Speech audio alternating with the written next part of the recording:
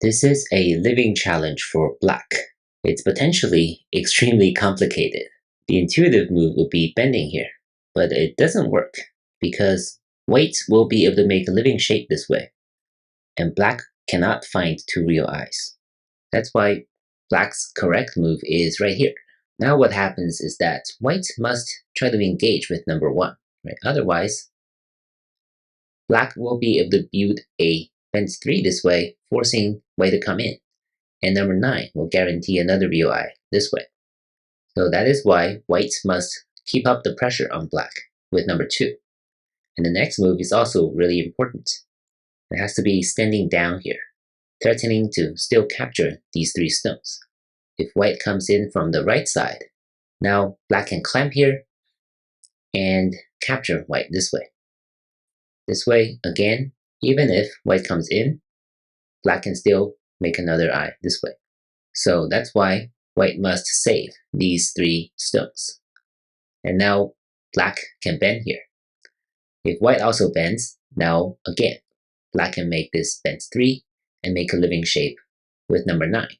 White's strongest move is right here. Very, very sharp move. Black will have to connect here, and white will play on the outside. This is almost always a very sharp move for white, and black needs to be really careful. So the correct move for black is actually to make this eye right now.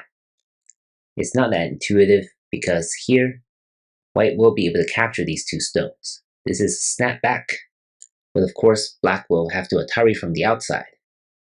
And now because number 9 formed a cutting point and white is short on liberties, black will be able to find another real eye here. So if you're interested, spend a few minutes and see if you can figure out how to find a real eye here.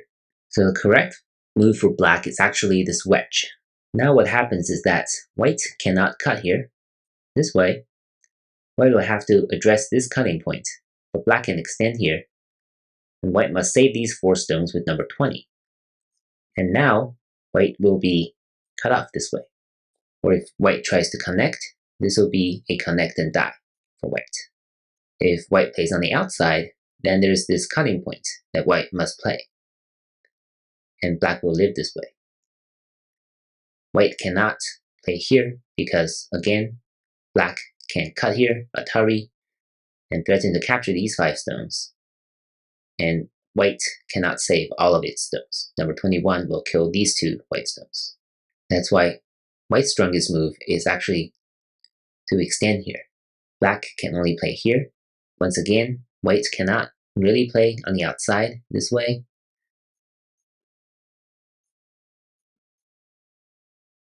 White will be captured. Number 16 cannot escape.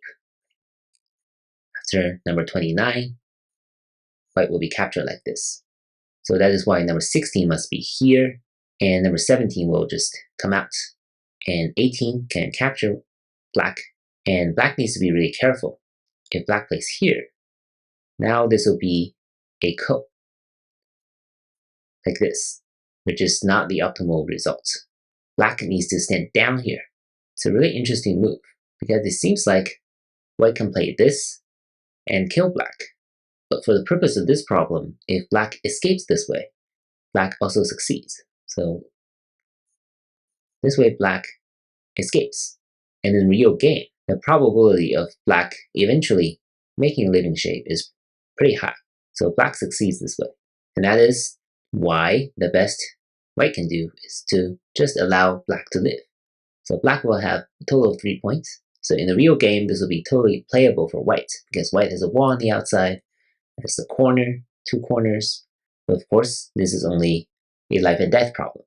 So overall, extremely, extremely complicated sequence. Feel free to try some of the other moves and let me know if you have any questions. Good luck, and thank you for watching.